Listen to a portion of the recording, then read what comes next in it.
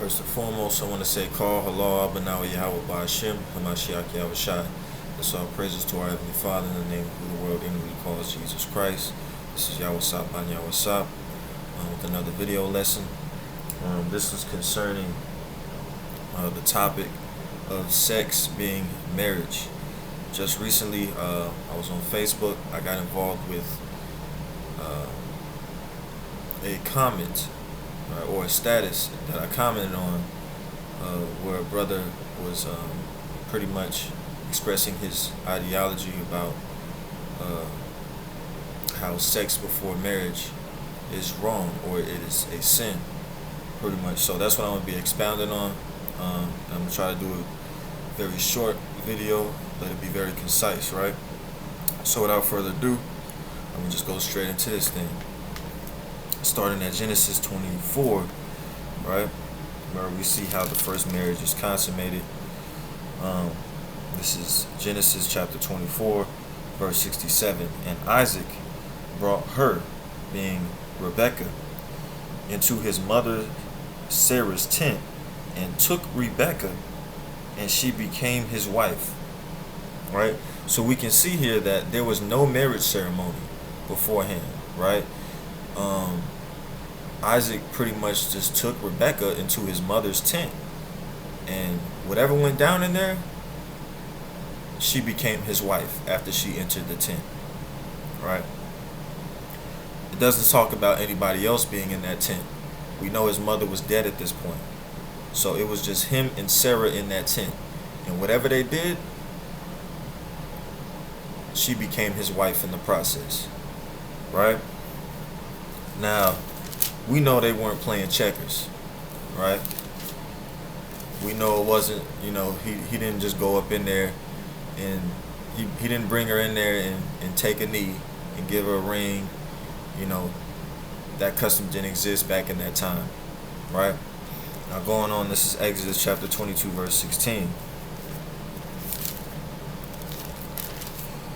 Exodus 22 and 16 says, "And if a man entice a maid that is not betrothed," meaning engaged to another man, a maid being a woman that's a virgin, from the Hebrew word betula, right? "And lie with her," meaning have sexual relations with her, "he shall surely endow her to be his wife." What do we see here? We see that sex initiates marriage, right? And that we see that endowing actually goes more into that, or expounds on it in Deuteronomy 22 and 29. It says this: "Then the man that lay with her shall give unto the damsel's father," that damsel being a virgin, right, the young woman, "the damsel's father 50 shekels of silver." Now we have to understand this law pertains to a woman that is still living in her father's house and she has not lost her virginity, right? In a sense of she's never known a man or had sex with a man, right? This is the stipulation to establish, right, or pretty much that marriage, right? But we see that sex initiates that marriage, right? And it goes on to say, "Then the man that lay with her shall give unto the damsel's father 50 shekels of silver, and she shall be his wife, because he hath humbled her, he may not put her away all his days." Right? So we see the sexual intercourse has happened before the marriage was actually consummated, right? But we see that sex was the initial act that initiated the marriage, that prompted the endowing of that woman to become that man's wife, right? Now going on, we see again in Deuteronomy 21 and verse 13 concerning a woman that of another nation being taken into captivity by our nation after we've gone to war with her nation, right? It says this in Deuteronomy 21, and this is verse 13: "And she shall put the raiment of her captivity from off her, and shall remain in thy house, and bewail her father and her mother a full month." Now watch this. "And after that thou shalt go in unto her." Right? So she's already in your house, right? It says you shall go in unto her, And after this, check this out, and be her husband, and she shall be thy wife. Now this is after sexual intercourse has happened. So we see here that sex, as the act of sex, sexual intercourse, is actually what establishes marriage in this situation. Right? Now, the brother brought up 1 Corinthians chapter 7, verse 1 through 2. So I'm going to clear up a misconception about that real quick. Right? In 1 Corinthians chapter 7, 1 through 2, it says, Now concerning the things whereof he wrote unto me, it is good for a man not to touch a woman. Nevertheless, to avoid fornication, let every man have his own wife, and let every woman have her own husband. Right? Now, Paul is not saying that it's a form of fornication to have sex before marriage here. Like, matter of fact, the context tells us that this is a precaution that's being taken to avoid fornication.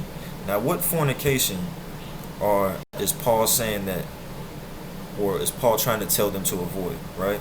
We see earlier on in the letter to Corinthians, in the 5th chapter, Paul says this in chapter 5, verse 1. It is reported commonly that there is fornication among you.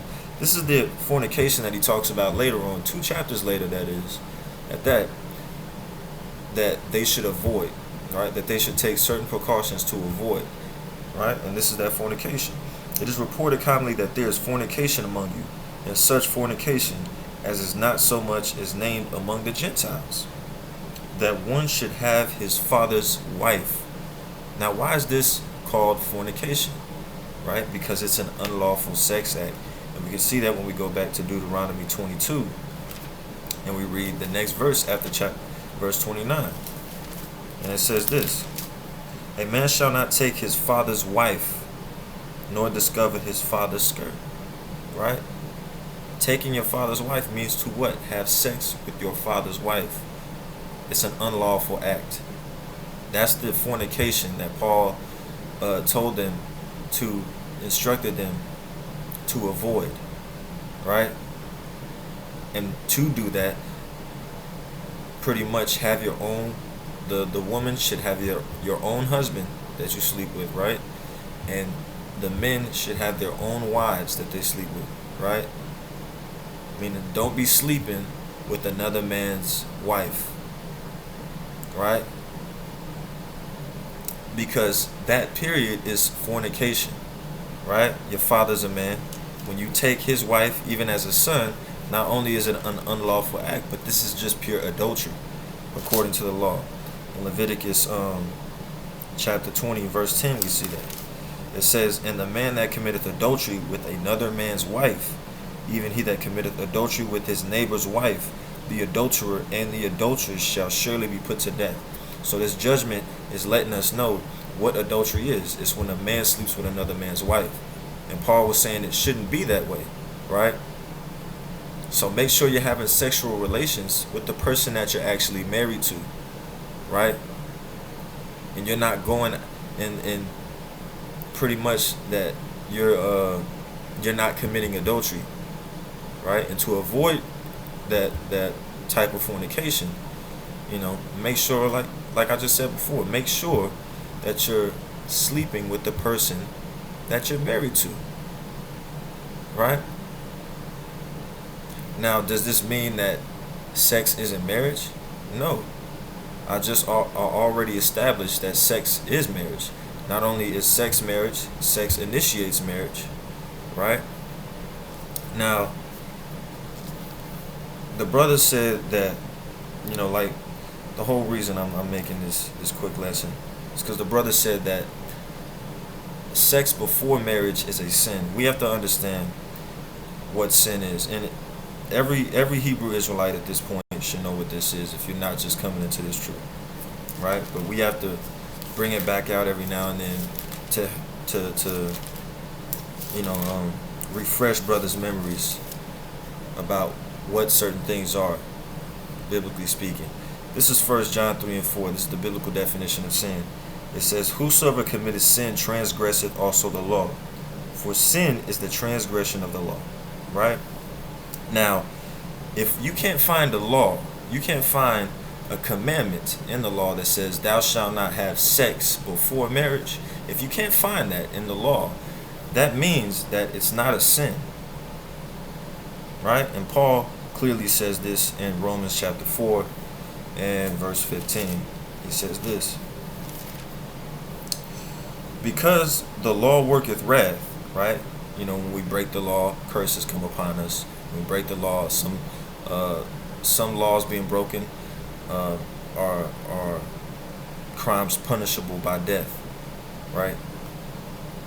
Now, and then you have some actions that would be taken where, you know, it would inflict some type of hurt upon you. Right?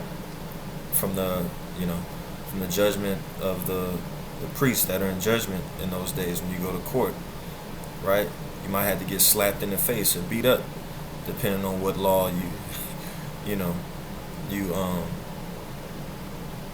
you might be transgressing. Right? Now, it says here in Romans 4:15, just to continue and finish off the verse, for where no law is, there is no transgression. So if we can't find a law that says thou shalt not have sex before marriage, that means that it's not a sin to have sex before what you would call marriage. Right? And like I said, I established earlier, you know, we went to Exodus 22:16, and we see that sex initiates marriage. Right?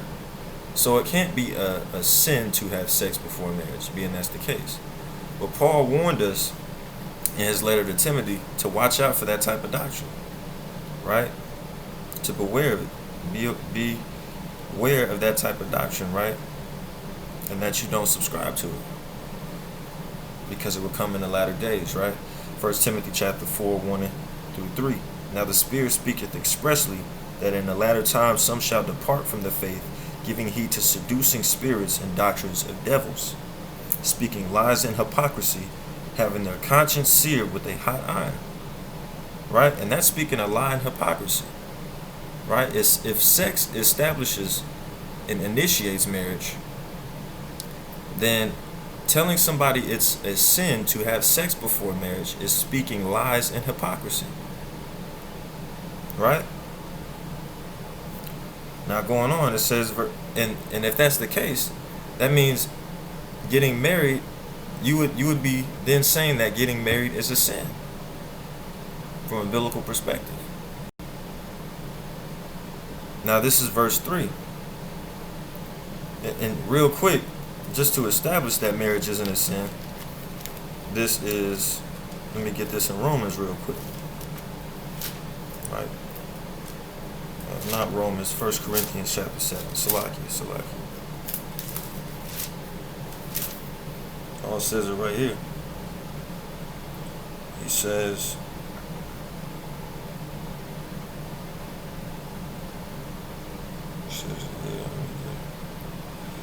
this is 1 Corinthians chapter 7 and verse 28.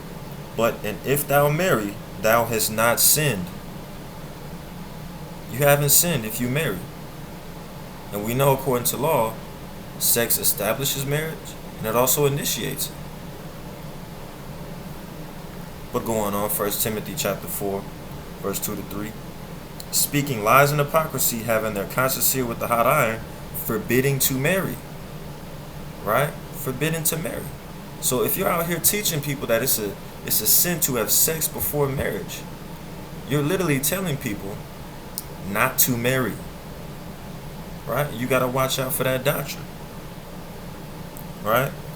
Now, going on, just to wrap this all up, I want to bring this out. Because that understanding, like it says in 1 Timothy chapter 4, verse 1, is from the doctrines of devils. Right? And we know that the so-called white man is the devil. He took our book and he started teaching his interpretation of it. And that comes from his interpretation of it. A homosexual interpretation of the Bible. Right? But we who know the truth, right, we understand this after we come into the truth. Right? Romans chapter 12, verse 2. And be not conformed to this world. The word world there in the Greek is aeon, right? It's talking about a period of time. Be not conformed to this period of time that we're in, right? Neither subscribe to the doctrines of devils who are ruling in this time that we're in, right? And, I'm tired of people saying you have to go to, you got to go to the so-called white man and he has to determine if you're married or not. That's not the case. You're giving the so-called white man too much power. If you're giving him the authority to determine if you're married or not, you're giving him too much power over your life, right? But we know who the true power is. That's the Most High God, right?